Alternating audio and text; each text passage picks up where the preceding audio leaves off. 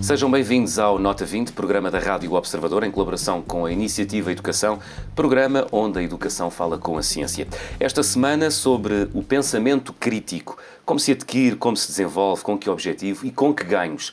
Antes de mais, viva, professor Nuno Crato. Ora, viva.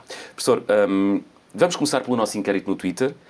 Perguntámos aos nossos ouvintes o que é mais importante para o sentido crítico. Conhecer a matéria ou estratégias específicas? E a maioria, 72%, respondeu conhecer a matéria. O que é que diz o seu pensamento crítico sobre estes resultados? O meu pensamento crítico, melhor, aquilo que a ciência tem mostrado nos últimos tempos, é simples, é que os leitores têm razão. Na maioria têm razão. Ou seja, para desenvolver pensamento crítico, para ter uma atitude crítica perante qualquer tema, é necessário saber desse tema, porque senão tornamos-nos fala barato, que é uma coisa que nós não gostamos de ser, julgo eu. E o sentido crítico em si não é uma capacidade que se possa desenvolver separado das coisas. Não há pessoas que tenham sentido crítico.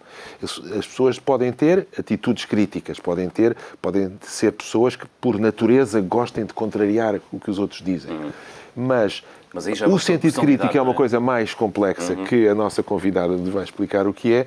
Desenvolve-se quando se conhece do assunto. E a ciência, nas últimas décadas, tem acentuado muito isso.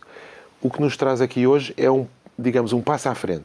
Apesar disso, apesar de ser necessário conhecimento sobre aquilo que se vai discutir para exercer sobre isso um sentido crítico, será que há algo que possamos aprender e que possamos utilizar nas aulas para ajudar os alunos a desenvolver sentido crítico?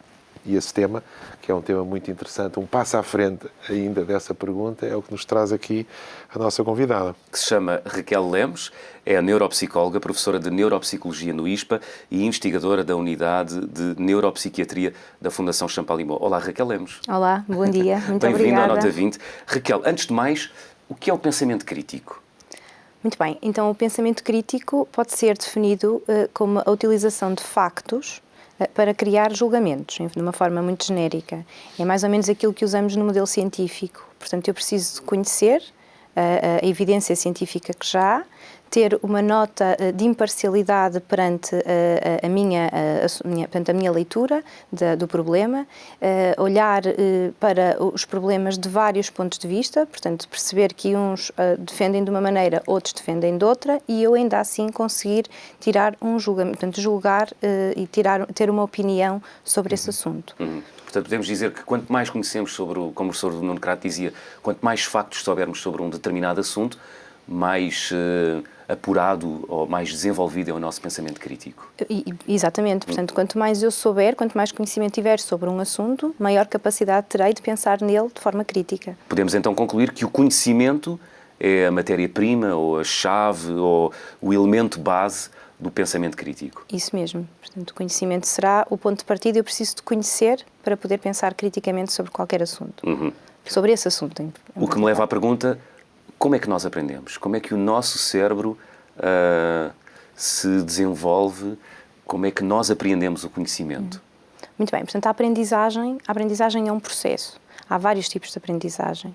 Mas, genericamente, aquilo que se sabe é que a informação que nos chega através dos nossos 5 órgãos de sentidos, portanto, é captada e retida de uma forma provisória por uma estrutura daquilo que nós chamamos de memória de curto prazo, que é equivalente à memória RAM de um computador, que é chamada em psicologia cognitiva como memória de trabalho.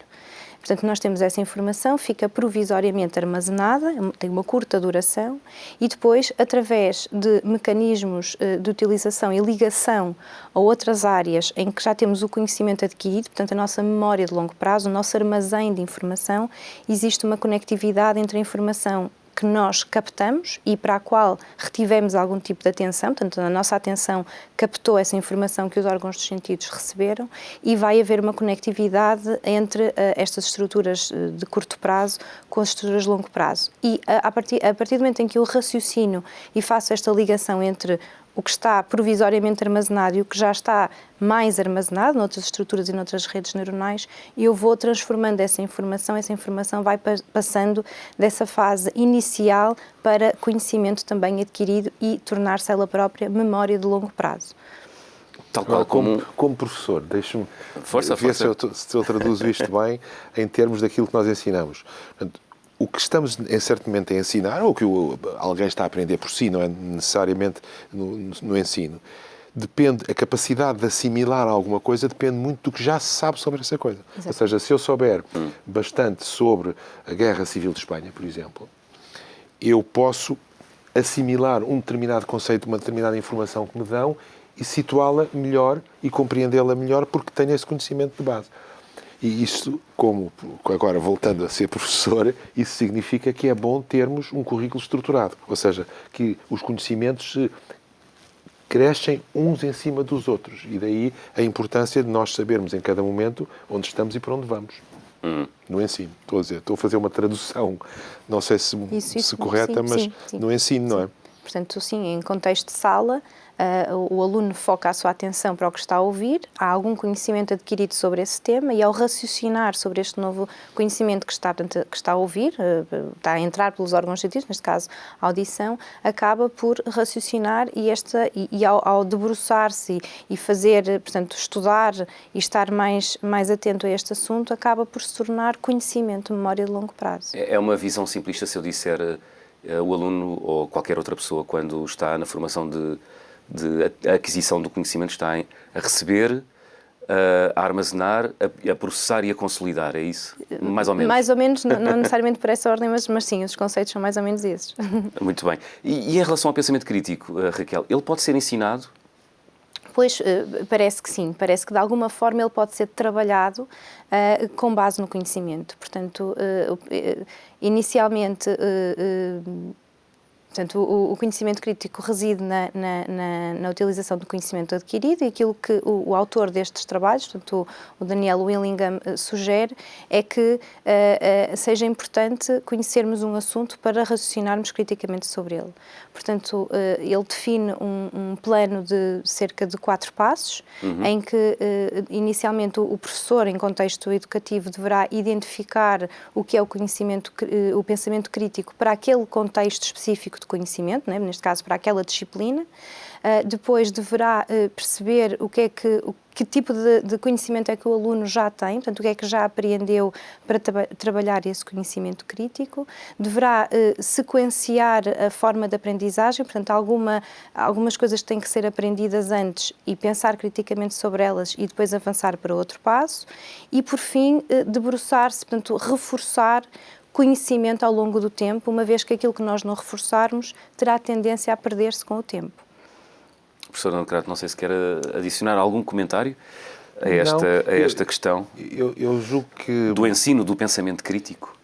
Talvez situar um pouco isto, que é, nós estamos aqui a falar sobre um trabalho publicado nas páginas da Iniciativa Educação de um psicólogo cognitivo muito conhecido, norte-americano, que é o Daniel Willingham, que colabora connosco também e tem lá, este já é o 3º artigo dele nas nossas páginas, e estes 2 últimos artigos que a professora Raquel está aqui a ajudar-nos a entender, são artigos que discutem exatamente isto, de como é que é possível desenvolver o sentido crítico no âmbito de cada disciplina e os passos devem ser dados. Ele dá alguns exemplos. O sentido crítico é importante em tudo.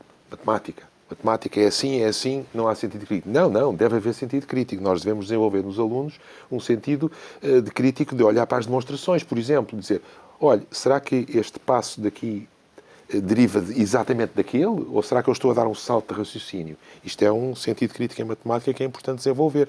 Os jovens devem perceber a lógica, a estrutura de uma disciplina como é a matemática, e para isso têm que entender os diversos passos de uma demonstração. Por exemplo, estou a dar um exemplo, ou em estatística, um mecanismo, porque há uma lógica na construção da matemática, não é uma coisa que se aprende um bocadinho aqui, outro bocadinho acolá, olha que curiosidade esta, que curiosidade aquela, que boa atividade interessante, que outra atividade interessante. Há uma lógica de uma estrutura.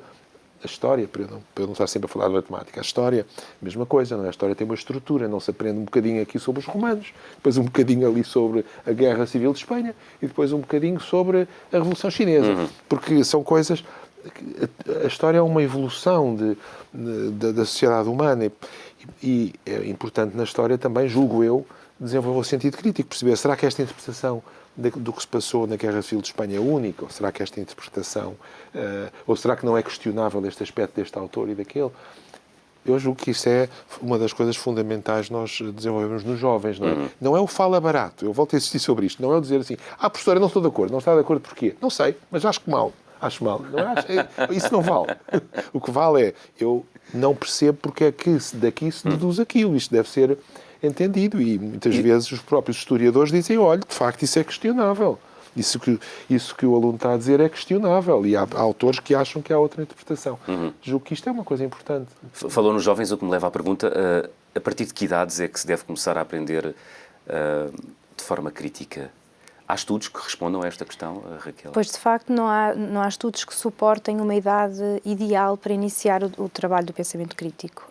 Aquilo que se sabe é que as crianças de idades mais precoces, mesmo no pré-escolar e primeiro ciclo, já têm algum tipo de raciocínio associado à resolução de problemas, que é muito importante aqui depois, para mais tarde, trabalhar o sentido crítico. Portanto, alguns estudos mostram que estas crianças, mesmo na ausência de uma instrução explícita, acabam por conseguir resolver problemas em idades mais precoces. E isso sim já foi demonstrado cientificamente. Portanto, de qualquer forma, esta evidência o que nos mostra também é que as crianças têm mais aptidões e mais capacidades do que se calhar aquilo que pensamos e, portanto, se calhar valerá a pena apostar em tentar trabalhar de alguma forma adaptada por educadores e pedagogos o pensamento crítico em crianças mais novas. Há um problema, não sei se é um problema, mas há uma questão que tem a ver com a transferência do pensamento crítico. O que me leva à pergunta, o pensamento crítico pode ser transferido? Porque aparentemente não é? Sim, aparentemente não, e não é só aparentemente, a ciência mostra que não, que de facto não. Claro. Portanto, o facto de eu dominar um assunto não significa que domino todos os assuntos. E aquilo que se tem mostrado com evidência científica... Ou seja, o pensamento crítico não é uma grelha de pensamento, não é uma forma de pensar. Correto? Sim, não é uma forma de pensar. Ou seja, é um processo continuado sobre um determinado assunto e sobre um determinado conhecimento. Exatamente, porque como ele assenta no conhecimento, eu tenho que conhecer sobre aquele tema em concreto para poder pensar criticamente sobre ele. Portanto, não é transversal. E a evidência científica mostra-nos isso mesmo. Portanto, mesmo em termos de contexto escolar, existem algumas premissas que, por exemplo, estudar latim torna-se vantajoso para aprender uma série de línguas estrangeiras. E a evidência mostra-nos que não é bem assim. Portanto, quando utilizamos o modelo científico de comparar com grupos que não aprenderam latim, chegamos ao final e não notamos a diferença de quem estudou latim versus quem não estudou. Ou seja, quem aprende muito latim desenvolve pensamento crítico para o latim. E não desenvolve uma capacidade inata para ser bom noutras línguas. Ser poliglota, neste caso, sim, exatamente. E a mesma coisa com o xadrez, muito em voga nos países arménios, portanto, no currículo escolar na Arménia, em que se nota que, portanto, a premissa é que saber jogar xadrez torna as crianças mais criativas e lhes desenvolve certas capacidades cognitivas. E provavelmente não irá ser assim, porque alguns estudos mostram que o xadrez não está associado a desenvolver outras características a não ser as próprias jogadas inerentes ao xadrez. Acho muita piada este assunto. Tenho noção de que está a destruir imensos mitos na cabeça de muitos pais que nos estão a ouvir. A ciência é que sim. Mas isto são décadas. O que a Raquel está aqui a dizer são décadas de investigação que mostram isso tudo. A experiência do xadrez julgo que é das primeiras e mais repetidas, não é? E do latim também. E da música, que tem um nome muito engraçado, que é o chamado efeito Mozart. Sim, exatamente. Que é os pais acharem que por os filhos aprenderem música desenvolvem pensamento crítico em relação a outras áreas do conhecimento. Ficam melhores na matemática. Por exemplo. Mas não. Era bom. Era bom. Não, mas a música vale por si própria. Eu acho às vezes nestas discussões que dá a impressão que estamos com uma visão utilitária da coisa. Não, a música é boa por ser música. Claro. O xadrez é bom por ser xadrez. Não vamos dizer que passa a ser bom porque ensina a matemática. Não ensina. Certo, sem dúvida. É importante perceber que não é transversal este conhecimento, não é de que por adquirirmos conhecimento numa área conseguimos tornar-nos conhecedores de todas as áreas ou desenvolvermos certas aptidões cognitivas. Nem tão pouco, como dizíamos a meio deste programa, se transfere de uma área de saber para outra. Exatamente, não se transfere. Portanto, a evidência científica, não sou eu que o digo, estou suportada em evidência científica que não mostra isso, de facto, que não transferimos conhecimento de umas áreas para as outras. Raquel Lemos, muito obrigado por ter vindo à Nota 20 e por esta lição sobre pensamento crítico. Professor Nuno Crato, antes de fecharmos o programa de hoje, peço-lhe breves notas sobre o que importa reter sobre o pensamento crítico. Olha, eu gostei muito desta discussão toda. Acho que foi muito clara. Acho que a nossa convidada foi muito clara. E agradeço também com uma colaboração que nós temos com ela, aliás, com a Fundação Champalimaud, com a Champalimaud Research, de que a Raquel aqui agora é uma representante, digamos, porque nós temos esta colaboração já há algum tempo, através de artigos e agora através da participação na rádio. Já tivemos aqui uma outra também, sobre um outro artigo que foi escrito através da Fundação Champalimaud, e eu acho que isto é extremamente importante porque nos traz informação científica sobre a qual nós podemos desenvolver sentido crítico. Muito bem. Mas com conhecimento. Se quiser saber mais sobre o pensamento crítico, há 2 artigos no add-on da Iniciativa Educação, 2 artigos sintetizados ou resumidos a partir de um artigo original do psicólogo Daniel Willingham, Sim. psicólogo. Sim. Professor Nuno Crato, antes de fecharmos o programa de hoje, peço-lhe, aliás, já lhe pedi as breves notas, queria só dizer que para a semana vamos falar sobre ansiedade e matemática. O pensamento crítico criou-me aqui alguma ansiedade. Daqui a pouco, já sabe, já pode responder à habitual pergunta que deixamos no Twitter: como se combate a ansiedade na matemática? Com mais estudo ou gerindo melhor as emoções? Professor Nuno Crato, até para a semana. Até para a semana.